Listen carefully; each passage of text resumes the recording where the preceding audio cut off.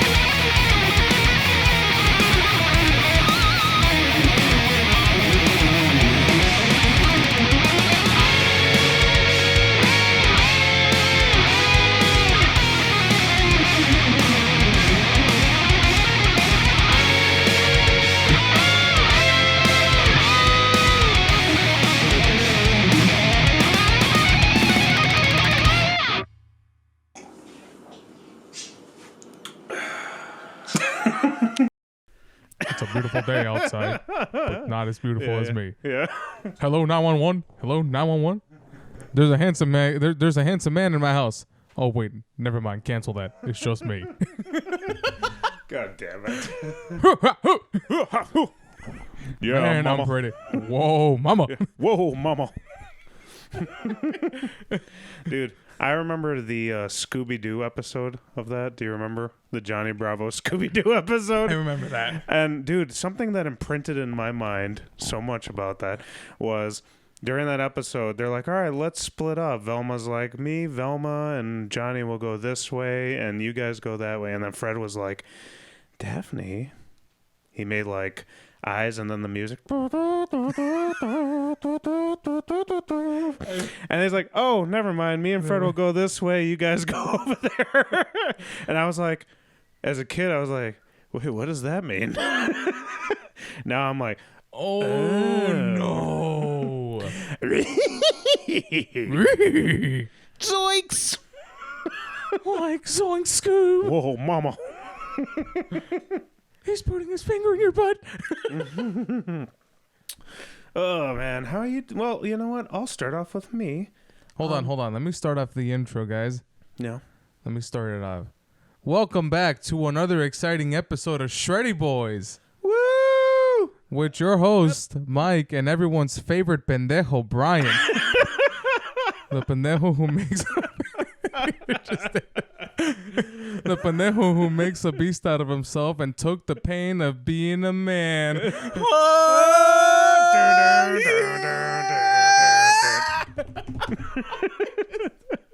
You're trying to blow the levels, man. You're trying to make this difficult for me. I'm trying to blow everyone's ears, if you know what I mean, baby.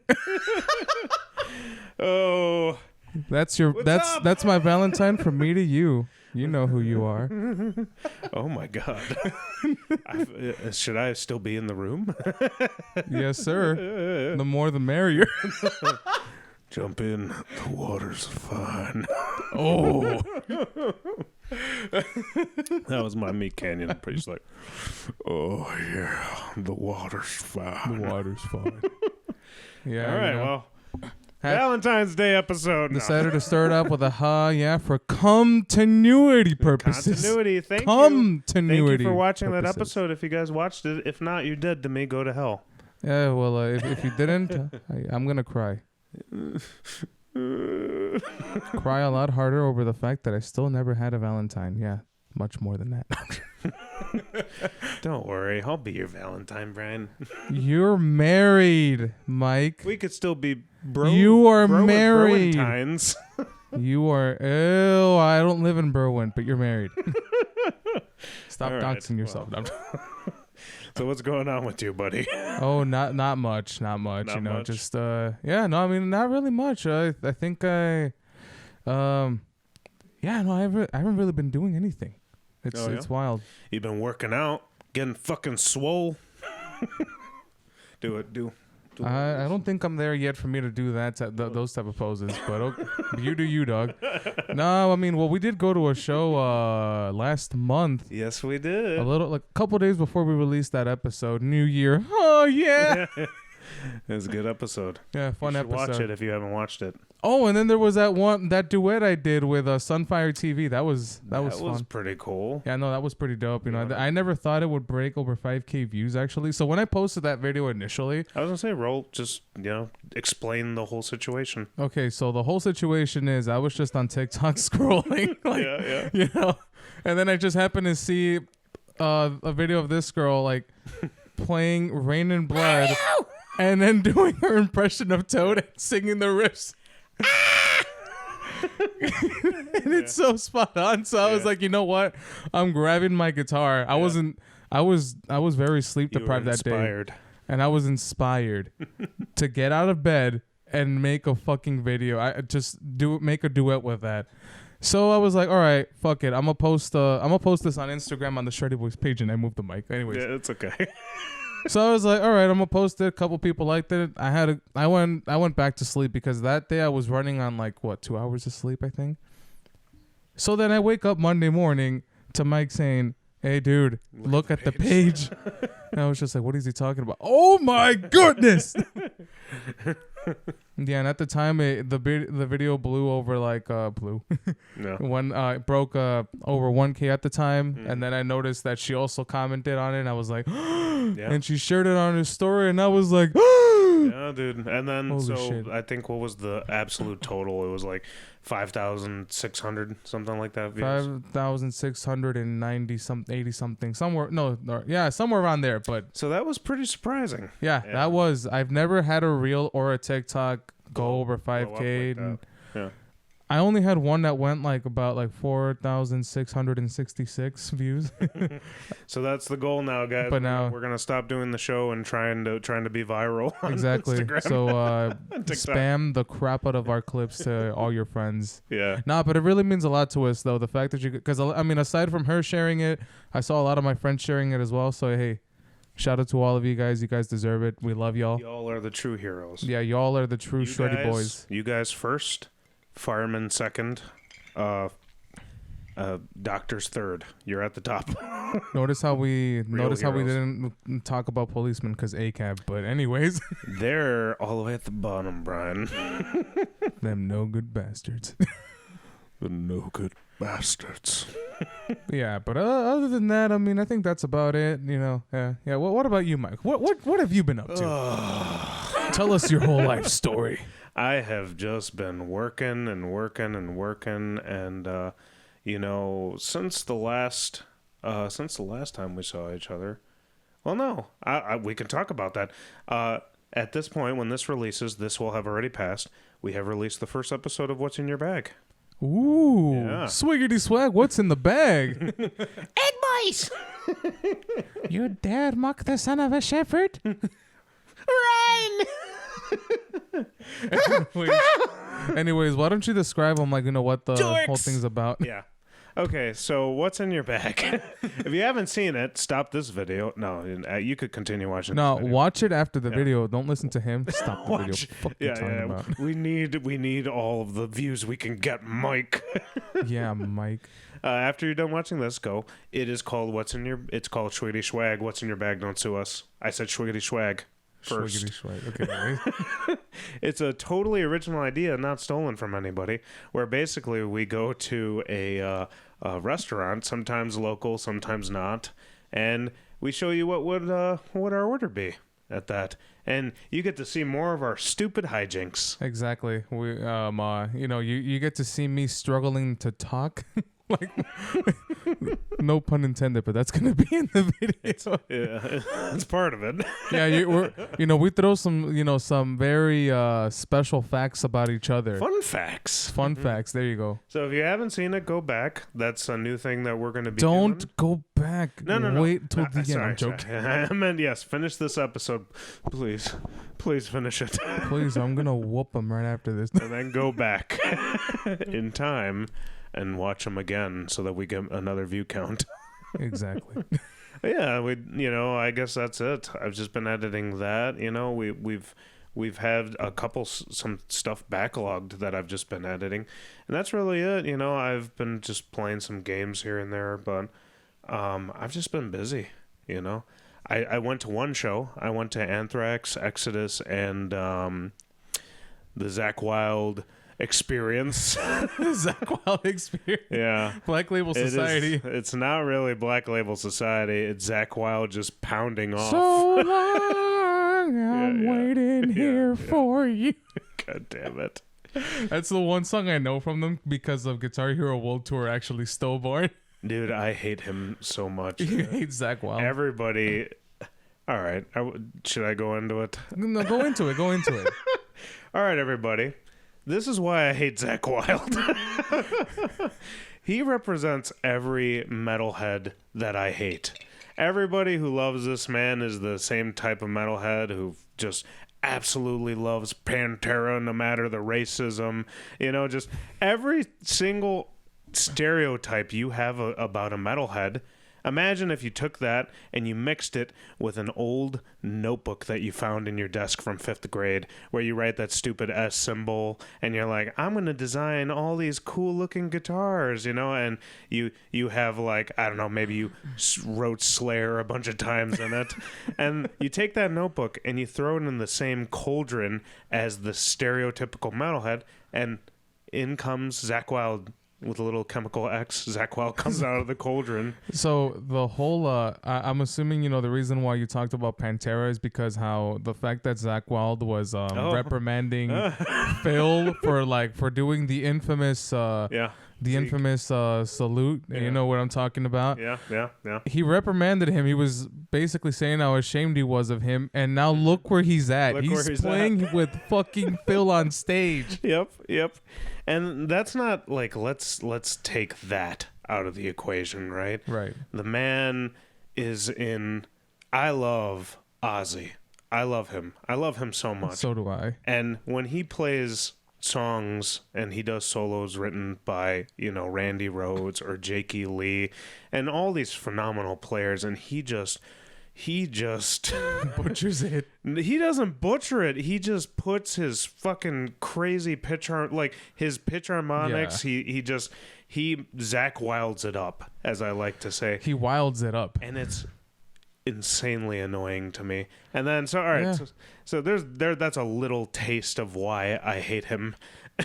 I would prefer to have Gus G perform with Ozzy. Speaking of Ozzy, unfortunately, he's not going to be a lot happened touring anymore. Yeah, that's also one thing that happened recently. I remember seeing that post. So for those who may not know, and this is like as of us recording this video, that this was like this week too, right?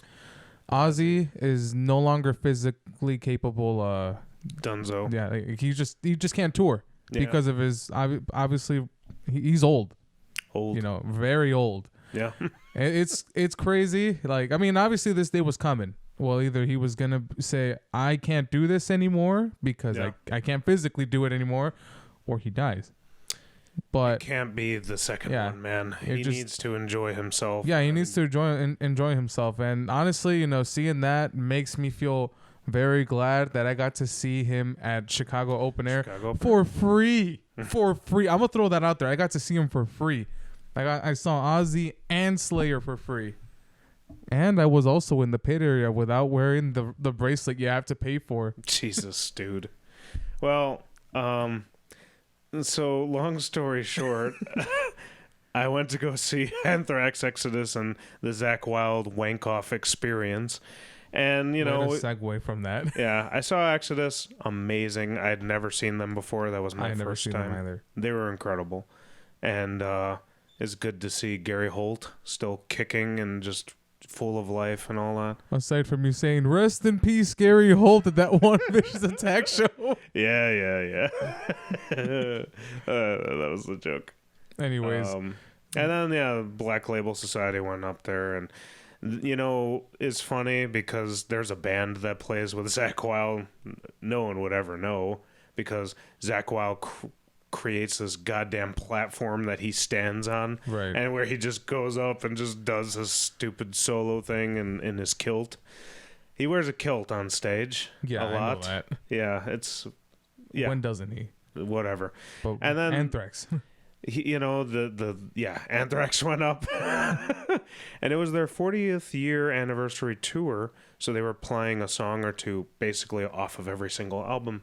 So I think it was like a 13-song set. I might be wrong, but they played all, everything that you expect them to play in a lot of. Were you caught in a mosh? I was caught in a mosh. Hey. Man, it was so crowded. It was like, like a madhouse. I really wanted it's a madhouse. I see what you did there. No, I wanted to go so bad. Yeah. But that day, like I said, I was running on no sleep and I had to do adult shit. Adult shit sucks, my friend. Yeah, but hey. But that's what I did.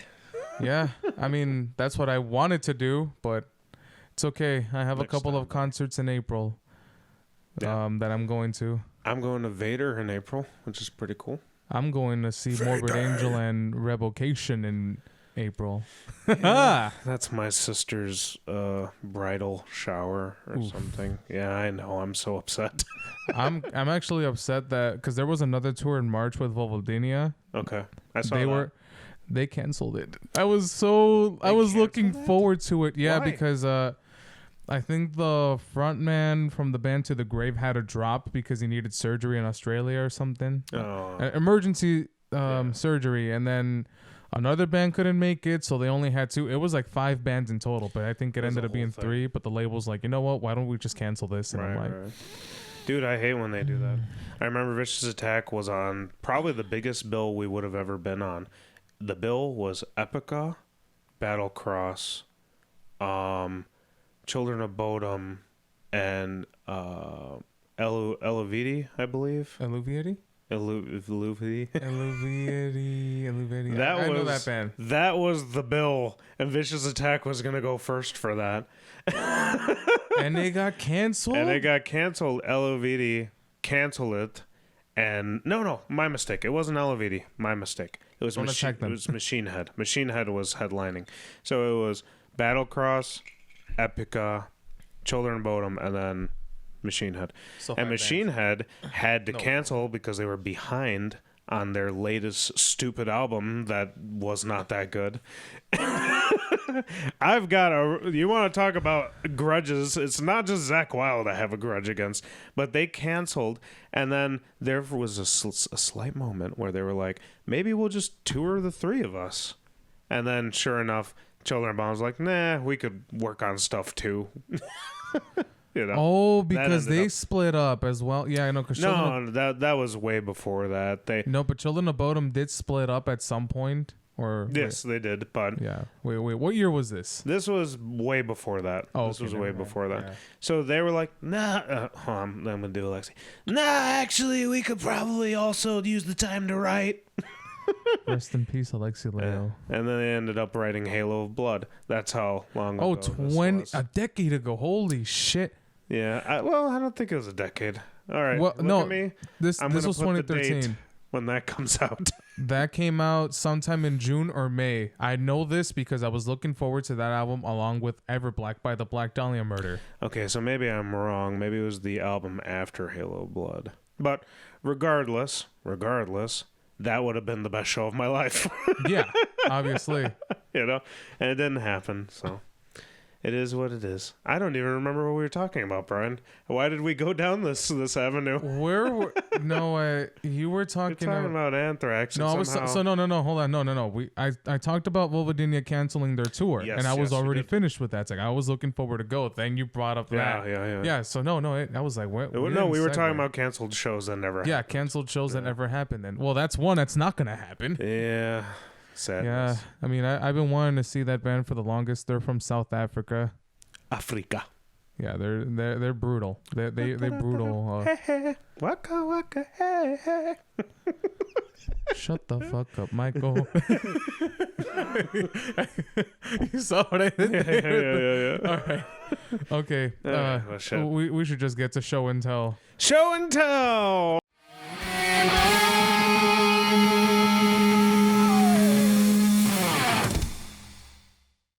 All right, Brian. So for show and tell, I have an envelope that's not faced towards the camera.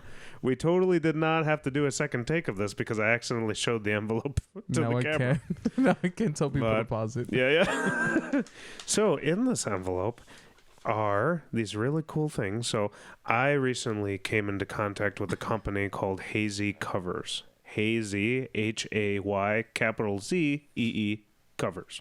Basically, it's this very this individual who's very motivated, and what he does is he creates covers for your bank cards. These are basically stickers here. So he has, a lot of games and like cards from like different, card games like Magic, Yu-Gi-Oh, Pokemon. And what I had him do is custom ones. I have right here. It is a Paper Mario cover, and these go right onto your bank cards. Basically, you know how some bank cards have the numbers on the back? Well, you slap this on the front because bank cards or any kind of card really does not offer any kind of customization at all. Right. So you slap this on the front of it, your numbers are on the back, and you don't have to worry about forgetting all those precious numbers. I know mine by memory, so I don't care. Well, regardless, these work. And it doesn't impede any of, like I've been using one for about 2 months now, and it does not impede any of the interactions. It goes right through. So there's like a little hole where the chip goes, So I have a paper. I don't know if you're going to be able to see it. I'll post a picture, but this is a Paper Mario one that I have, Paper Mario 64. I've got a Pokemon card. Globossaur. This is from the early decks when you used to be able to get gym leader decks. This is Erica's Bulbasaur. Oh, nice. This is my tattoo that I also have, which is all the way up here on my shoulder. I don't know if you guys could see it. Show off. And then finally, so I could put a card face down. My turn. And then my turn, I have the back of a Yu-Gi-Oh card. And face MST. And that's it. I just wanted to use this opportunity to show that and plug this company, Hazy Covers. I'll make sure to, post them in the description or just tag them, And contact this man directly, and you won't have to deal with any of the stupid Etsy fees, Oh, okay. That's pretty cool. Yeah. He has a Facebook page. I'll make sure to tag it. Yeah, awesome. And that's my show and tell. What you got, Brian? What you got, Brian? What you got? All right. You want to see what I got? I do. So, a lot of people are probably familiar. I know a lot of people are familiar with this. Maybe some of you guys are brand new to this series, but, HBO released this series called The Last of Us. What is that, Brian? Oh, I don't know. Yeah, what is that? Yeah, what is that? I'm not so sure. Maybe I should just bust up weird. 2 games and explain what it is, right? Do it. Totally. No, so The Last of Us, it's one of my favorite survival video games where you're pretty much in a world that is overtaken by a virus that comes from shrooms. From shrooms. The cordyceps virus, by the way, but it's a pretty realistic scenario. Everyone just starts losing it. They get infected. So, here's the first one that came out 2013 and the second one, which is fucking amazing. I don't care what you guys have to say about it. I love it too. I mean, look at that. Huh? Yeah, that is the tattoo that Ellie has in the second game. But yeah, it's probably one of my favorite video games of all time. I remember when I picked it up back in 2016 because my buddy was like, "Hey, it's on sale. You should pick it up." And I was like, "All right, bet." And I was when I first jumped into this game, the very first one, I was not expecting to be hit with emotional damage. Emotional damage. No, for real though. I was not expecting it to be so messed up. Yeah, dude. Like that opening scene. The opening scene. Come on, baby. Everyone's already seen this. When Joel's daughter dies, I was just like, girl. hold on, why am I crying already? My heart. No, just imagine. And people just got to that part in the show, and I don't care if I'm spoiling this. You know, I played the video game, so I know what's to come already. Let's be honest here. If you haven't played The Last of Us, that came out for PS3. That was a PS3 game. Yeah, I mean, and it got re-released for the PS4. It was the game of year several times. And there's the remake for the PS5. So I don't know what you're doing, but yeah, you suck. Look, you suck. If people think that Joel's daughter's death is sad, just wait till they reach Henry and Sam. That one fucked me up. It's crazy because I was in that part. Oh my god. And my cousin, was in the room with me. We're all just like, playing. We beat that one area, we're running from infected.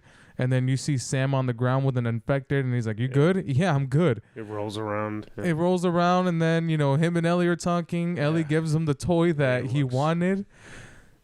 After she leaves, he looks at his leg, and he got bitten. And then, obviously what happens next was just messed up. You have Sam taking his own brother and himself. And I was not expecting that. I was like, bro, stop. Stop it. So sad. That was very sad. I was God. like, I initially thought, I was like, am I going to have to take him out as Joel? No, he does it himself. I'm like, dude, that whole sequence of like, that's my brother. That's my fucking brother. Joel reaches for the gun, and by that time you already hear a gunshot. Joel thinks that he's the one who was shot, but it was actually his brother. And yeah, his brother's dead. I was like, bro, that. I was like, come on, calm down. He's like, it's all your fault. It's all your fault. No, it's nobody's fault. just put the gun down. Yeah, he's like, it's like, bro. I remember witnessing that. I'm like, oh my fucking god. I just like that was the halfway I was point. still playing the game, but I'm just like, what the fuck did I just witness here? And then there's Left Behind, which is also pretty sad. It's but then so good. Yeah, like it's so good. Even the second one, I love it. And the reason why people hate on it is due to it's mainly due to the fact that Joel is dead. They kill Joel with a golf club. And the person who kills him, they make you play her. And at the beginning, yes, you are pissed off. But the whole point is Naughty Dog, the whole point with this series specifically is like, we're not only, this is sadness. We are going to terrorize your mind every way possible. Well, no, see, the whole point is the game does not revolve around Joel and Ellie. No. It's not about that. It's about everybody. It's about everyone, about the world that they live in. They live in the world like that's basically swarming with infected, where society has like basically fallen apart. It's basically the stories of the last humans. Exactly. The last of us. The Last of Us. No pun intended. But no, yeah, I thought it was fucking amazing. It was very dark. Much darker than the first one. I was like, oh my fucking god. Ellie took down a pregnant woman. That one got me. Dude, just the amount of dogs that you have to kill in that game. Don't remind me. Dude. I'm thinking of revisiting this, but I don't know if I'd survive the dog part. Dude, so many times you're just wrestling one and you pull out like a knife and you're like, just die. Stop. You're holding him. No, you want to know. You want to know something? Dogs. One scene that like caught me off guard, and I was screaming in my room because when the second one came out, I picked it up digitally. I eventually got a physical copy, but first it was digital because I wanted to play it. I did nothing for that weekend. Literally stayed up for like almost 72 hours straight trying to play it from beginning to end. I did not go outside. I did not take a break.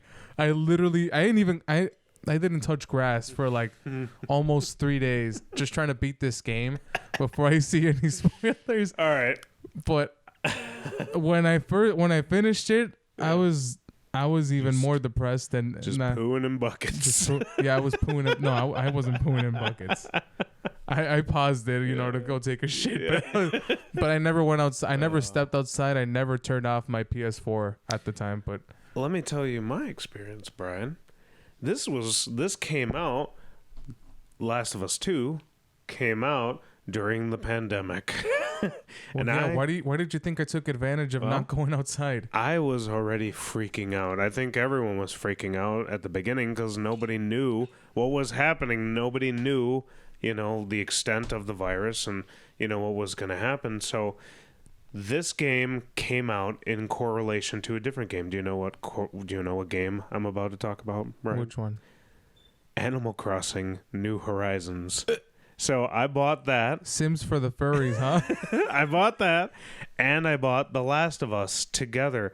Now, imagine my fragile state of mind at the time of the pandemic. This is also, if you remember, when I quit Central Disorder, You didn't quit Central No, Disorder. I'm talking, this was when all of that was forming in terms of how upset I was at everything and how I was like, you didn't quit. You asked me to join during the pandemic. No. I'm saying like the seeds were starting to be planted in terms of my mental psyche, So eventually I was playing Animal Crossing and The Last of Us 2 at the same time. I would play Animal Crossing at the beginning of the day, it's just a bunch of cute animals like, I'm going to build a bridge. So basically you were happy for a minute, and then when you're playing The Last of Us 2, it's just chronic depression. The insane emotional shift between those games caused me to have like anxiety because it'd be like, oh yeah, let's plant some trees. All the characters, they sound like that. And then you switch to The Last of Us, kill another goddamn dog, hold them, choke them out. And then it goes back to Animal Crossing. Like, we should also build some bridges. Can you stop with the voice? And then you go Animal Crossing. Then you go to The Last of Us 2, and you're killing a pregnant lady. Or I just said that. You're Abby killing, main characters. Other main characters. I won't spoil that for you, but there's one main character she does kill, and then a different one who you think she kills. So it's like there's a lot. The one she does kill was kind of like, damn, that kind of sucked because he was a pretty cool character. So much. And then she just popped him immediately. I was like, is that it? Like, no. I'm like, it just gets worse. And then, I mean, honestly, I loved the ending to Last of Us 2 because I cried at the very end. I did too. I was just like... The ending scene, just Ellie and Abby completely and totally dilapidated. I was talking about the final flashback before. Yeah, of course. I mean, that one was also pretty fucked up too. I was just like, end holy sequence shit. was great. It was a whirlwind of anxiety that moment, because it's like, you first want Abby dead, but then you play as her and you kind of get where she's coming from. You kind of understand everybody's just doing what everyone's doing what they have to, and then you have to fight each other at the end, and it's like, I don't want to do this. And in The Last of Us 1, you hear Joel kind of referencing Tommy and Joel used to be bad people. They used to be basically, like marauders, raiders. Yeah, of course. Then he has that turn eventually where because he they meets were Ellie in a civilization. He becomes a person again. Yeah, he becomes a person once more. That's kind of, Abby wanted revenge. She got revenge. And then she learned through, I forgot the character name who she had to look after. God damn it. No, do you remember? But it was a scar. There, it's not. But no, because there was a tribe called the Seraphites or the Scars. Basically, it was a scar that... Yeah, I actually like them. Their arc is insanely wild, especially the war. That's why it just blows my mind that people were review bombing the game. It made no sense to me at all. I'm like, this is art. This is incredible. It really is. Like the story. It's very realistic though, because it. Like, when shit hits the fan in the real world, I don't know what that was, but anyways, I think it's your phone. I'll move it right here. But anyways, when things go, to that level, what do you think people are going to be doing? They're going to be doing a lot of crazy shit to survive. Yeah, dude. Regardless. Yeah. Great games. You should check them out if you haven't. Yeah, good show and tell, Brian. And yeah, thank you. Thanks for jumping in with Animal Crossing. I fucking hate that game. Sims for the furries. Yeah, I said it. But you wanna fight about it? Let me know. Nintendo Furry Simulator. Yeah, that's why I loved the game so much that I got this tattoo from it. You know, and I absolutely 100% can't. I mean, I back up the game pretty much in every one of the decisions that they've made. Yeah, you know? I mean, including the most heartbreking one, especially the guitar playing parts as well. Well, you can play guitar in the game. I was like, ooh, fun. fun. It's fun until Ellie loses 2 fingers towards the end, and I was like, man, if I ever lose 2 fingers, I would just want to. I know what you're uninstall life. Blue screen. Exactly. But anyways, that was my show until now. Now things are gonna get a little weird in this next segment. What's the next segment? What are we doing? You know that one Twitch streamer I told you about, Atriarch? Oh, internet news.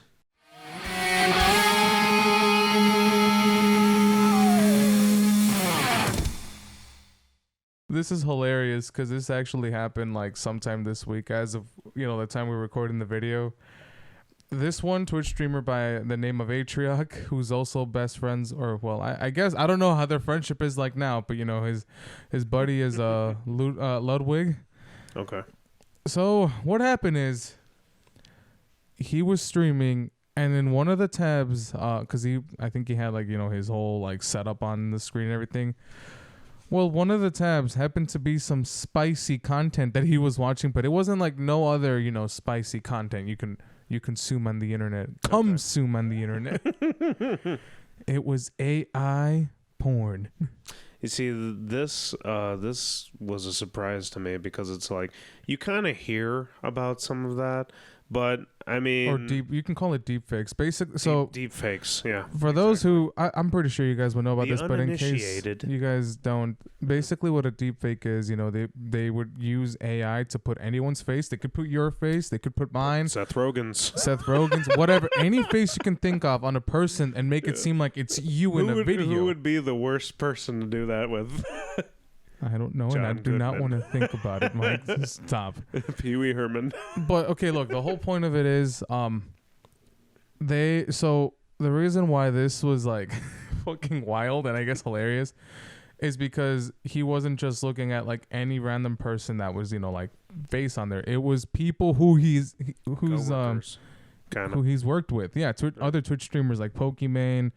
There's Maya. There's Cutie Cinderella, who is also Ludwig's girlfriend, his best friend's girlfriend, and a lot of those 3 are the big ones that ring out, because they don't have any they don't do OnlyFans content, obviously, and for them to have their faces on, I'm pretty sure it must be pretty fucked up, knowing that everyone is sexualizing them and all that stuff. But Atriarch's response, well, the first one, because he made a second one, but I'm not gonna cover the second one. Like the second one, he everyone actually took that apology a lot better than the first one. Before you continue, how did this get known? Was it leaked? I mean, no. If he had a separate tab open, unless he clicked over to that tab. He clicked over to that tab for a couple seconds, and then people saw it, and then that's why screenshotted it. Yeah, and so what happened is when he made the response, his wife happened to be right behind him, crying as well because of what happened. And you know what he said? He's like, I ran into this because I kept looking, into AI stuff, that rabbit hole, and I saw I was on the hub. He was on the hub. It's like saying the gram. No, hold on. He says I clicked an ad for that AI, porn and on the hub. On the hub. You clicked on an ad. But not only that, he had to pay for it in order to view that. Yeah. But there is a I forgot the name of the website, but that website has been taken down, and I'll get to that later. But you have to pay in order for you to watch that shit. It's pretty. I personally find it pretty weird because I'm like, okay, look, it's one thing to look at spicy content, but looking at videos of like your friends basically. That's pretty messed up. Or especially your buddy's girlfriend. It's like that's kind of creepy. That's very creepy. Pretty concerning. It's like, bro. Yeah. No. It's so, I don't know if that falls under sexual harassment, but it feels dangerously close to sexual harassment. It feels, I would say it almost feels close to revenge porn. I would say so. But it's just so fucking weird. Like, that response was so hilarious. I was just laughing my ass off it. Because it really made it sound... Because he was also saying, like, I built a community for... that way the women could be safe... could feel safe for streaming. And obviously, look, I'm an advocate for that. That... Yeah, obviously. 100%. I'm with that. But it's the way you were saying it. It's like, you made it seem like you were upset that you got caught watching that shit. Yeah, dude. And I can't imagine, because a lot of people were also mad at Ludwig for not making a response soon enough, but how the hell are you supposed to? Your girlfriend, like, his girlfriend was making a stream of her, like, crying because of the stuff that's going on. Like, she felt harassed by the content that's out there. Quite literally. Yeah. Because she doesn't, obviously, she doesn't, do OnlyFans content or any of that, and yet there's people, making degenerate videos of her. We are in a very strange space with that. It's the very early stages of like, oh, you could technically get anybody on anybody. Yeah. And it's pretty. I mean, I'm honestly not really with that because, people could potentially start spreading like a bunch of crazy shit about you that obviously you're not doing. But then they're like, oh well, there's. Yeah, like it's 100%. Becoming so good that it's like, holy shit! Now people can just make a deepfake of you and be like, look, you see, I told you, I got video of what. Yeah, Stacy's a slut or whatever, Yeah, but the website has been taken down, and the person who was behind that, I feel so bad for doing this, so I decided to take it down. But you know why they really took it down? Not because they felt bad. They just didn't want. Because no, hold on. Cutie Cinderella is gonna be seeking legal action against them, and even if it's taken down, she's gonna take them to court. But yeah, okay, yeah, that's weird. That's strange. Yeah, that's like a consent issue, but also it's not her. But also, like, it's all very, very, very weird. She'll probably win. Oh, more than likely. Yeah. But I just found it to be wild how like all this came to be. I was like, what the fuck is happening here? Yeah, dude. I mean, I feel like something different happens every week in terms of how strange things are now. I mean, by the time like this video is out, it'll be like something that's already fizzled out. But I wanted to talk about it due to how fucking hilarious. Oh, well, okay, look, I find it hilarious how he responded to it. Yeah. The situation is also pretty hilarious in terms of like, I don't know, it's the idea of creating a safe space for female, but then just actively, putting that into the world. It's like you're creating a safe space for a female, but yet you're the creep you swore to destroy. Yeah. It's almost like everyone is full of shit. Hey. That could be true. I mean, like just because they're your favorite content creator doesn't mean. Oh no. Them very well. I mean, you might have a Phil and Semlo in your world, in the Twitch world. Exactly. It doesn't mean you have to be 100% faithful to them. It's possible. I mean, I stopped willingly listening to Michael Jackson. I mean, unless it's on, I'm not turning it on. So. Yeah, I mean, I stopped willingly listening to Pantera. Going back to that, Pantera. But that's pretty much all I wanted to talk about. That's just that's like it's just funny. Mm-hmm. Because it's like, man, you just mad you got caught. But hey, that was a good second response. I will say that the second response is good, but I'm not talking about that. I want to talk about the first one because it's just Guys, we have an amazing guest. We have two amazing guests. I was like, what are you? An amazing guest. But it's the band Rites of Torment. Exactly. So here we go. Straight to the segment. New guest who this?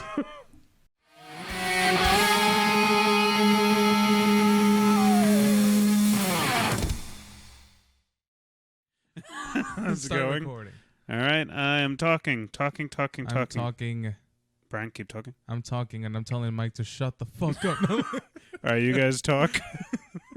Hello, Brian. Okay, Ayo, good. Yo. Christian. All right, cool. All right, everything's good. Shall we? All right. Shall we? Yeah, We shall. let's do it. Let's Boom! start it off. Another goddamn new Guess Who Dis. I have my beautiful co-host Brian over here. Don't touch me, you animal. And who do we have here, Brian? We got the boys from Rites of Torment. Holy shit, I'm gonna come. Gonna come. Golf clap. Golf clap. Golf clap Rites for of Torment. Cello and Christian from Rites of Torment. Thank you, man. What's going on with you guys? How are you today? Pretty good, man. Good. Right now, actually, I had just finished recording and mixing and mastering our recent, song that we just had. So should be expecting big things coming. Aren't you fucking fancy? I think I know which one is it. Yes, I bet you do. Yeah. Did you Yeah, guys we're play just it at the later technically. show?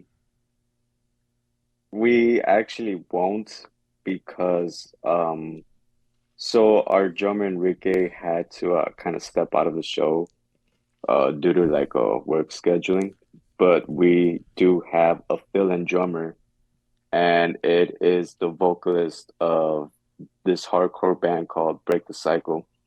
His name is Nick Ayala. Oh, Nick Ayala. And yeah, he used to be also singing in Bad Blood. I'm not sure if you guys are familiar with that band.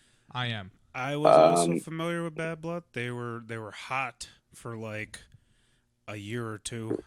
Yeah, and then they fell apart, which was sad to see. Yeah, I remember that. Yeah, he's in other bands too, like 18th Amendment and The Claim. But we are very grateful for the fact that he wants to do this show with us because it is a pretty big show. Right. Yeah. And obviously like we wouldn't want to take, the L to step out of the show completely. And for everybody who is listening to this right now, what show are you referring to? This is the Within Destruction show at the WC Social Club. It's next Wednesday on February 8th. And on the lineup we have I'm not sure if you guys are familiar with, but Fox Lake, No. Carcosa, I know Carcosa. and I don't. and these two locals are Blight and Dem's Fighting Words are in the bill too. Oh shit. Okay, very cool. Stack lineup. It's a good day. Pretty stacked lineup, I see. Yeah. Unfortunately, this is going to air after that show, so Yeah. you guys did great. This is a good Right show. on time. Totally, right? Nick did so well. Yeah. Thanks for letting me yell out the same shit I did back at Exit Saloon. Yo, that show was fun, dude. I'm not gonna lie to you. That show was fun. However, I will say there were so many hiccups, like prior to starting the show, but we're not gonna get into those. We're like, where's those get sound? into it. That was ridiculous. Look over Dimitri. Yeah, Right? I'm dude. saying, where the sound guy at, man? What sound guy at this point? Oh man, yeah, that was rough. It was pretty That damn was rough. rough. If you That guy was. I was gonna say if you sat on like the outside, area where all the like where all the stalls were for food and all that, all I could hear just vocals right in my face that were just blown out, and I'm like, this is. The thing is, whose idea is it to like have the vocals monitors like all the way over there and not on the stage? Yeah. Yeah, it was. Dimitri was an animal that night. He was he was all over running. the place. He just kept going back and forth that whole night. Like, I remember I remember there was a moment when we were playing, and I could just see his tall ass just like touching the speaker right next to the bathroom, like moving it back and forth. I'm like, what are you doing, But Right. nobody really gave a shit because, like, we were like the star, pretty much, of the night. Well, I think once you guys, once the ball started getting rolling, like I felt like everybody was really like on board. Like they were just trying to make the best out of it. you know. And if you weren't where I was at, I moved, and I'm like, oh, you know what? It doesn't sound bad when you get up. So when you get up closer, just not too close, because I was throwing myself at everyone in sight. Right, jumping off the stage, that little ass stage. Yeah, right after I got up, I just jumped at anyone in sight. If I ended up hurting anyone, I'm not sorry. Oh my god. Those I don't children, think nobody Brian. gave a shit. No, nobody gave I don't a think shit. nobody gave a shit. I mean, I've seen the videos. I mean, they were intentionally doing it on purpose. Yeah. Woke up with a couple bruises. That's all. Yeah. Same here. I did too. Even my right knee was hurting a bit. I'll give you guys props. You guys were able to get, like, that was a pretty massive crowd. Like, it's very difficult to get people to draw outside of basically Chicago, outside of the city. And that was one of those venues that popped up, the Exit Saloon, that's pretty much brand new. And they haven't had much of a bunch of crowds going there, so you guys pulled a ridiculous crowd for being, like, basically a show outside of Chicago, Up until everyone's cars were getting towed. A lot of people left, but that was thankfully after our set, so everybody that needed to see us saw us, so yeah, that's good. But shit was still fucked up. I had to run from my car in the gravel lot. I was like, bro, where am I gonna park now? I'm not gonna lie to you. I actually felt bad for the bands that played after us because they were really good. And I feel like those people that left because their cars got towed, it kind of sucks for the ones that played after us. They. Oh yeah. That whole night was what a bummer. Kind of a mess, but I felt like everybody tried to make the best of it, and you guys sounded great. So I heard there was a wrestling match there. I had to leave at some point because I was kind of paranoid of where I was parked after the whole Gravelette situation. But I heard Dimitri was wrestling some dude, and then I think you, Cello, you were the referee. Bro, it was a 3 count. The dude was done. I was like, oh shit, it's over. I wish I could have stuck around and see that. I can't believe I'm salty for missing that. I'm glad actually Mike Lowy got a picture of that fucking scene. I didn't even see him, but he got a picture that too. Pretty sick. And there's also a picture that Mike Lowy took where I'm on top of Brandon, and then I'll send the picture. I'll send you the picture later, but I was like, where did this come from? And it was during her worst nightmare set. Oh, nice. Everybody was kind of shit faced at that point because they were the last band. But I don't know, like, other than that, it was a really, like, really, really fun night. Despite all the little problems people had to deal with. Yeah, dude. All right, well, you know what? I have like one important question now that we're gonna get shit started over here. I'm sorry, Mike. No, it's fine. I know we had him on already for a past episode, and honestly, I don't remember what questions we asked leading up to. It was just the one question about like what horrible game. God damn it, Mike. What's the band all about? But hey, you never know. Some people may have not watched that episode. You're a bad viewer if you haven't. It's I don't know what to tell you. It's your fault. It's your fault. It was a good episode, goddammit. Yeah, we were wearing Christmas sweaters. It was my favorite episode. It's really festive. I fucks with it. Thank you. I put a lot of work into that set. I was very proud of that set. And we had to take it apart. Yeah. Woke up, fucking found his Christmas outfit, got his hot Yeah, I went to the dollar store. I bought a tablecloth, a Christmas tablecloth, a little mini Christmas tree. But so for people who have not caught that episode, what are you guys about? What would you say your style is? How would you describe your genre? Pretend I've never gone to one of your shows. Hi, I've never gone to one of your shows. I'll let Cello lead the way on this question. Our genre is more like comprised of, like, I say, death metal roots, but also deathcore, like early MySpace deathcore times. So what's deathcore? Is that like screamo? like Ignore the boomer here. Blood Runs Black, you know. Maybe even like we got a lot of like compliments saying that we sound like a lot like Job for a Cowboy. So like that music like that, you know. So very cool. Did you know that Job for a Cowboy recently came back as a band? Yeah. Yeah, I'm so stoked for that. There's a lot of good things happening. Yeah. They announced like 3 new festivals that are coming, a bunch of tours. I actually want to go to Milwaukee Death Fest. I saw that. Oh yeah. Oh yeah. That's good. We should plan a little road trip. Let's go. Sounds like a plan. All right, so the next question would be, what was the inception of Rites of Torment? Like, how did you guys come together? So, as maybe you might or might not know, but me and Solo, we were in another band called Station 6.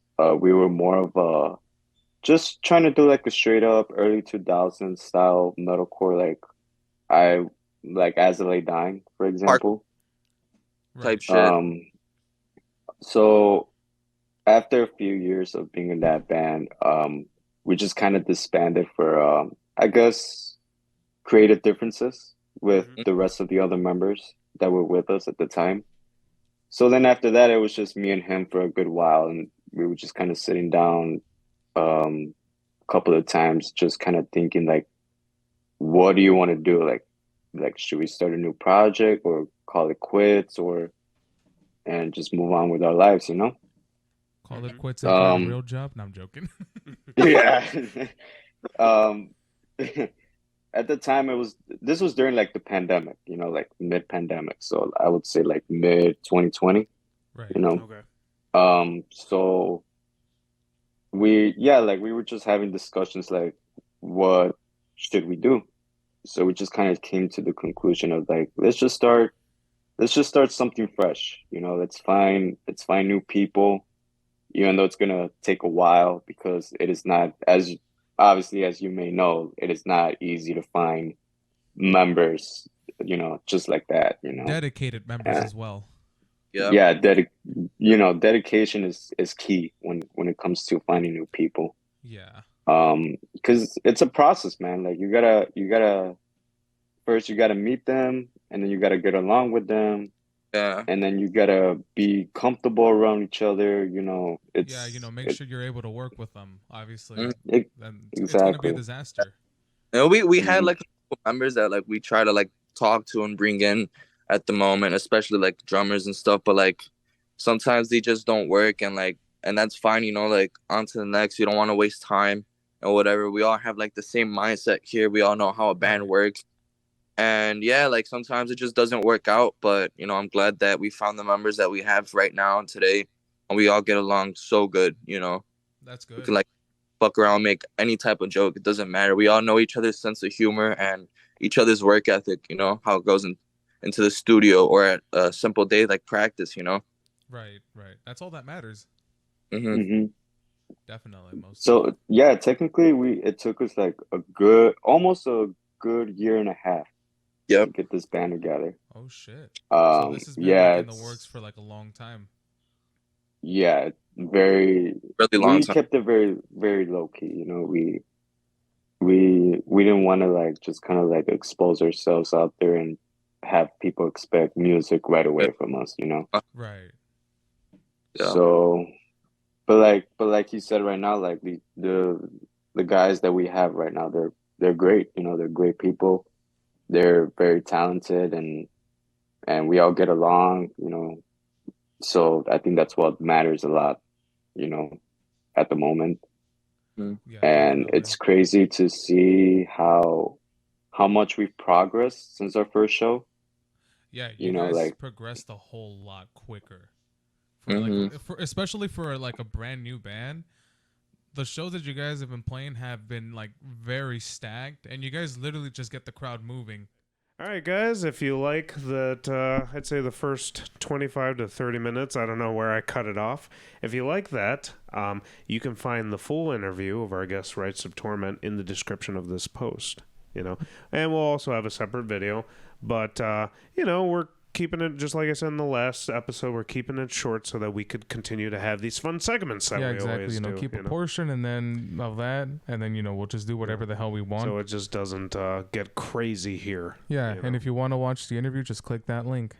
And remember to follow Rites of Torment on all of the things. All the streaming platforms, their social media. Mm-hmm. All of the fun stuff. Yep. So.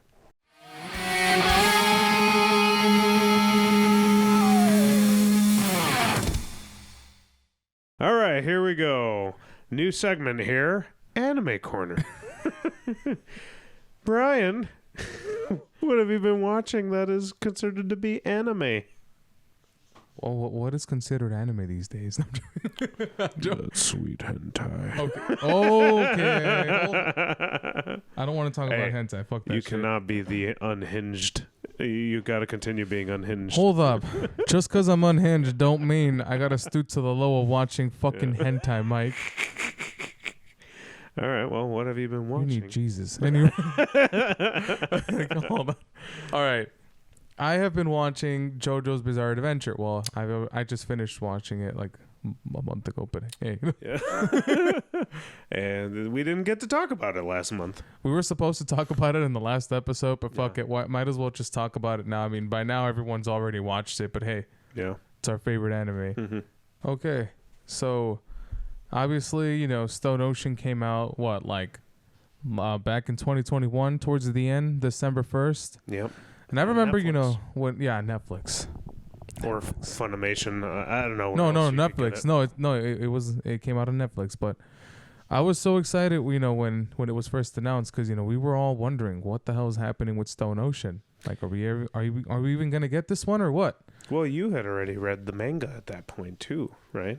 Manga. Sorry. Yeah, I read the manga, but I wanted to see the anime adaptation. Of course. I wanted to see the anime adaptation of it for so long. I was like, when the fuck are we getting this? Because, when I remember when I first read the manga, I was so fucking confused, especially finishing it. I was super fucking confused. Mm-hmm. I had to watch so many videos, and we're going to get to that in a bit. But, when the anime finally came out, I was so excited. However, I was immediately saddened because it was only 12 episodes, and they're like, we're going to be releasing them in batches, guys. They Attack on Titan dust, guys. Only worse. It's like, okay, the first one comes out in December 1st, 2021. Yeah. Second batch, all the way fall of last year, which was like September 2022. Yeah. And then, but luckily, because I was like, oh my God, are they really going to do us dirty where it's like, you're going to get it next year? No. We got the episodes on December 1st of last year, basically the end of the year. And then as soon as they came out, I immediately jumped in to binge watch all of them within the course of like 3 days. It took me longer, but it actually worked out because I had you to ask questions. Yeah, because you were confused, but so basically, like, I loved the crap out of this anime. There were so many tears that were shed while I was watching it. I needed so many boxes of Kleenex Dude, I needed 6. It was really good. I enjoyed it as well, and I mean I think the constant thing that they try to do with these bosses essentially is up the ante with their stands. I mean, they fucking up the ante with Poochie. The dude has first you see him with White Snake. Yeah. And then you see him with Seamoon. Seaman. Anyways, there's Seamoon, and then there's like, oh, I'm getting another stand, guys. Made in heaven. That stand is fucking nuts. I was like, no, yeah, oh yeah, good grief. You were, normally that'd be the typical Jotaro reaction, but no. Yeah. The moment you hear him scream like this, is when everyone's gonna die. Yeah. And it is very interesting because I feel like with a lot of these, the concept of time is messed around with a lot of these. Especially villains. The concept of fate as well. Yeah. It's mainly fate. Dio, his thing was to pause time, which eventually that is the stand that gets passed on to Jotaro. And then you have who is Kira Yoshikage. Queen. Yeah, he goes backwards. Right. He goes backwards, and then the enemy Diavolo, after that. What was his thing? Diavolo, King Crimson. He skips time. He skipped. Ahead. That's right. So it's like you stop time. Yeah. Rewind. Fast forward. Yeah. Accelerate. You can do it as much as you want. That was Poochie's. Was literally just hit the fast forward until it resets. The tape just resets entirely. Yeah, because he's basically making the Earth hit its singularity point and then resets time. But the concept of his stand made in heaven: anyone who dies in the old world will be replaced by a counterpart in the new one. Right. And a very Thanos-y kind of. Yeah, and I love the final battle between him and Emporio. How Emporio basically just outsmarts the crap out of him, beats the crap out of a Poochie with a weather report. Yeah, he's like, I know how it all works. You don't even know how to exactly use that stand, and he actually just scolded him. Yeah, well, I mean, with knowing weather report for so long, just being in the prison, you figured, okay, he's definitely familiar with that stand to an extent. Yeah, and then the backstory. yeah. That whole end sequence was just so just. The only thing about it, I will say I kind of agreed with the whole backstory. I agreed with Poochie in the backstory with Weather Report's backstory, because the whole thing with what's it called? Weather Report's girlfriend, I'm pretty sure Yeah. was his own sister. Yeah. And Poochie's like, I do not want this Alabama bullshit to be going on. Because I was like, oh no. Yeah, this is all very strange. I remember thinking this is all very strange. I was like, oh my fucking God. Is... I was like, Poochie, you were right for this one. I'll give him that. Yeah. But yeah, no, it's just wild, to think that the world resets twice and then you see the main cast and then you're confused. We're like, wait a minute. That means everything else doesn't happen. I'm like, no, everything else still happens except for part 6. Yeah, that was confusing to me because I'm like, well, this sucks. I feel like it was a build up and then I'm like, all right, well, what's next? I mean, Jesus, what could possibly, if the Johto line is essentially reset? Technically, this is actually the end right. of this timeline. The new one is another one, which is Steel Ball Run. Multiverse, baby. Basically, but yeah, it just has nothing to do with the current one. That it's just a brand new timeline. I just felt so invested with the last one, Oh no, you're gonna be invested with this one. I already read the manga, and I'm gonna spoil the whole thing for Mike. Don't anime corner over. No. Yeah, no. I mean, then well. Right. Yeah, I mean, aside from that, we got the announcement that because you already mentioned it. Attack on Titan's coming back. Attack on Titan. But they're also doing us dirty. They're putting it in 2 fucking separate parts. But supposedly, it'll only be 2 weeks apart. And I think the ending might be changed. Okay. Or they're saying it's going to be changed. They're going to alter it for television specifically. Yeah. Well, see, I can't tell you what happens at the end because please don't. Well, it's going to be different, but... No! Yeah, I just can't go into too many details because I'm pretty sure some of the people that are going to be watching this will be like, Brian, you better shut the fuck up. Yeah. Don't you dare say a word. I already read it, and some people didn't take it so well. I had a tough time. No, I will say I did had a tough time at first, but then I kind of learned to accept what happened. But I don't know. I don't know what's gonna happen in this animated. Dude, ending. it's like people are gonna be upset at any kind of adaptation. Anyway, well, the thing is, you can't satisfy everyone. No, I mean, people even said Part of Us. Yeah, exactly. Look, we talked about The Last of Us. We talked about Stone Ocean because even people hated Stone Ocean because they're like, well, this ending sucks. This is all trash. But I'm like, no, you just don't get it. That's the thing. You don't understand shit. Now sit the fuck down. Jesus. And with The Last of Us, already 3 episodes in, they have added lore. They have changed things that had not happened in the game. Different things. I won't spoil that for you because that is still ongoing. Well, technically, yeah, because I mean, You're obviously, there's a gameplay aspect aside from, the cinematic scenes. So, and you know what? You're not going to be able to appease everybody. And the art of cinema is different than the art of making a game, Exactly. But I heard it's been doing great. I mean, I haven't watched it, but I know everything that happens, obviously. We just spoiled it for you guys. I love it. Part of it. And then other than Attack on Titan, I've been watching a lot of Chainsaw Man. Have you gotten to that? I still haven't gotten into that, dude. I've been wanting to, but I was like, I've been busy.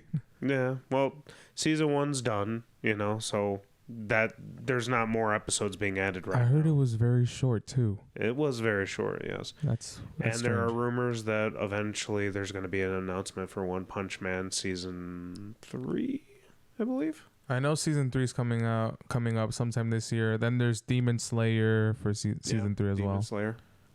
That one's gonna be pretty damn good too. I'm hyped for that one. Yeah, dude. I mean, I'm mostly Attack on Titan is what I'm hyped up for. But I wouldn't be. I've already witnessed everything. I'm just like, this is. You're ready for the pain. Oh, it's fucked up. It just gets. Yeah. It's like, I mean, obviously you were watching, part 2. Season 4 too. Oh yeah. You notice the rumbling. Jesus Christ. It's like, I'm gonna stomp everyone. Dude, you want to talk about? All right. So a lot of people hated not Captain America, Doctor Strange 2. Into the multiverse of madness, when they're like, they have built up Scarlet Witch to have the best character development, and then for her to get a hold of the Darkhold and basically become evil is the ultimate destruction of character development. You want to talk about ruined character development? It's Eren being this champion of like, oh, I'm going to get stronger and I'm going to protect, the humans and stuff. And then just having him learn stuff. I am going to kill all humanity. Yeah. And he basically until there is nothing left. Into what we think is the bad guy. Obviously, I haven't seen or read, the manga. He is the best hero and best villain. I'm sure we're going to get all of that in, the final half season. I still love that scene, looking back to the scene at the end of season 3 of Attack on Titan, where he just points at the, when he's at the ocean, he starts pointing. Yeah. And he's like, I thought there was freedom, but that's our enemy. Yeah. But I wonder, if we kill them, dude, will we all be free? And I'm like, what the fuck am I witnessing here? Yeah, it's like the craziest arc ever. I was expecting a happy ending to season 3, but I was just like, bro, this is fucking terrible. Dude, and then the beginning of the next season is them literally being terrorists. That's literally, I'm like, God damn. Sasha's death fucked me up as well. Unhinged Eren killing a Titan that we've never met before. Yeah, Eren Yeager. Did you know that the guy who voices Zeke is the same guy who voiced Theo? Yeah.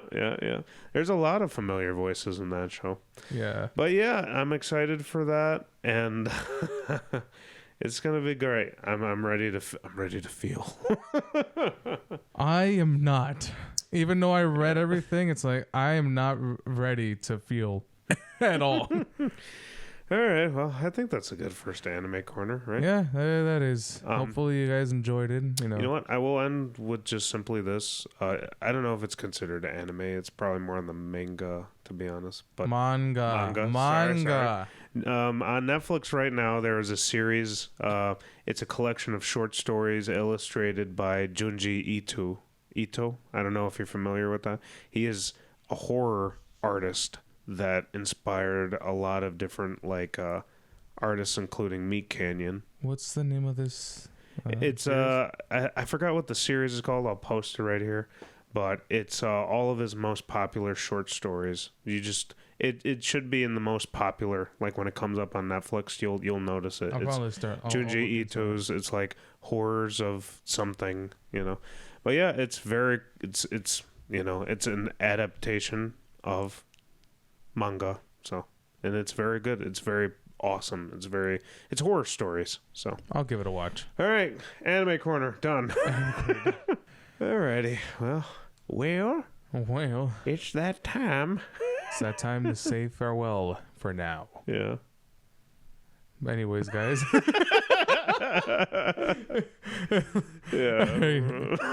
Thanks for watching this exciting episode of Shreddy Bois.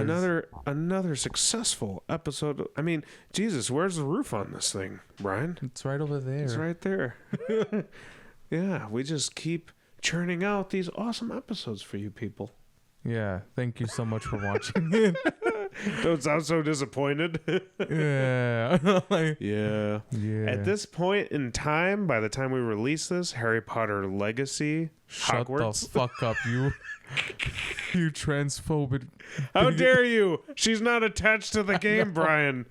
But that would have came out, and then Octopath Traveler 2, and a bunch of concerts, and maybe The Mandalorian season 3. It's time to go. And it's time to go. Signing off. Goodbye. Goodbye. Woo!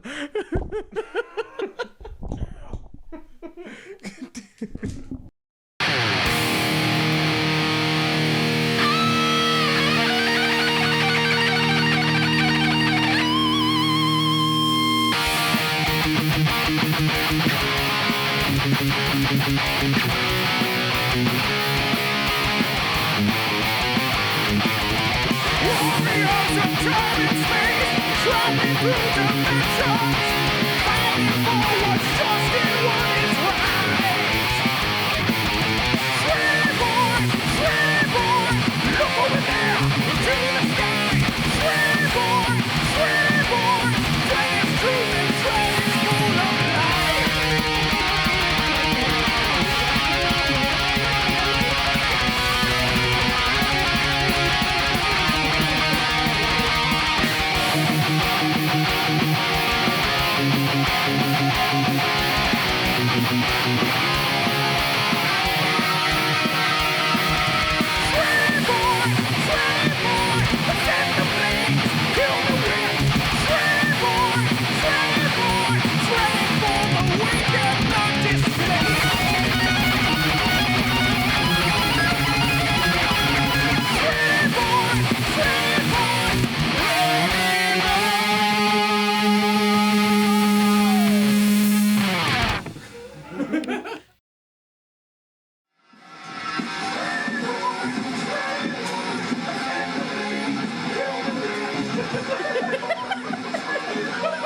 I don't want to actually hit you. I was